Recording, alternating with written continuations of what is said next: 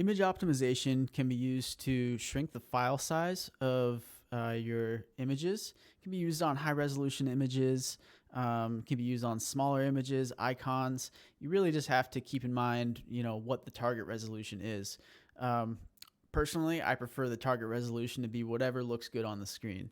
I can't give you like a one number or like a one size fits all solution, but it's just going to take some looking at it on the screen to know whether or not you're okay with the resolution sacrifices you can make to reduce the file size significantly. But we can get it pretty small and to about a size that I think is a good compromise between loading speed and resolution on the screen. Okay, so here I have an image of the moon. It is relatively large image. If you look up here, we're currently viewing it at like 25%. All right, I'm in Photoshop here. You can zoom in and it still stays pretty clear. But if we look at the actual resolution of it, it's really, really big. Like we'll probably never look at it on a screen that's 4,000 pixels wide. If we do, that's going to be a pretty like small use case or use sample, right? So we can start here. Personally, if this is going to be on the desktop, I always just start here at 1920, and this is basically the highest resolution I'm ever going to need this image in. So I'll go ahead and hit OK on that. Let's save a copy of it out. We're going to be saving as a JPEG, and I'm just going to call this the desktop image, okay? So this is our original one. We'll look at the file sizes in a second here. I usually don't go any lower than 8. That's just what I found to be an acceptable compromise there between file size and clarity. So hit OK. I'll bring over the folder here, and you'll see this was the original image, okay? It was about 1.4 megs.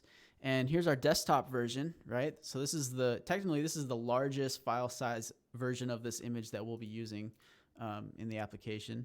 So this is 385 KB, right? That's still actually kind of large. I mean, that's a third of a megabyte. Unless this image is going to be covering the entire screen, it might not be worth, the loading times there, okay? So I think we can get it down a little bit more.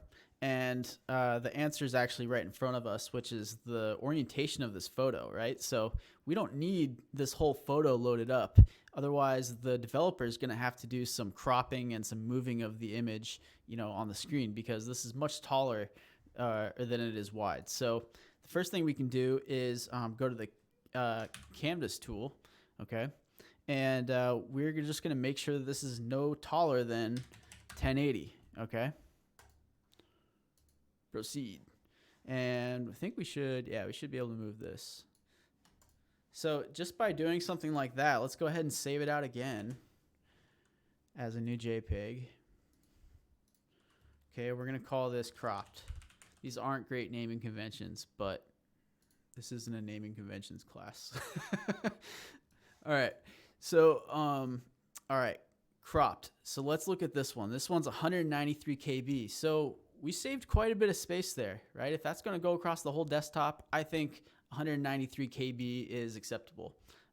Internet speeds these days are going to be able to load that pretty quickly.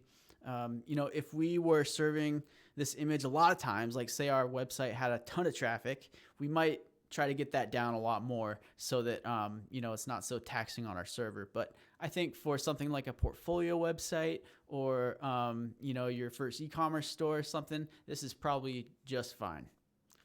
All right, so that's cropping images. That's a little bit why we crop them, right? It's mostly for the speed and the user experience for the people viewing your site. If you have any questions, you can ask me in Canvas. Otherwise, we'll be live Wednesday night at 6 p.m. and you can ask them then. All right, have a good week.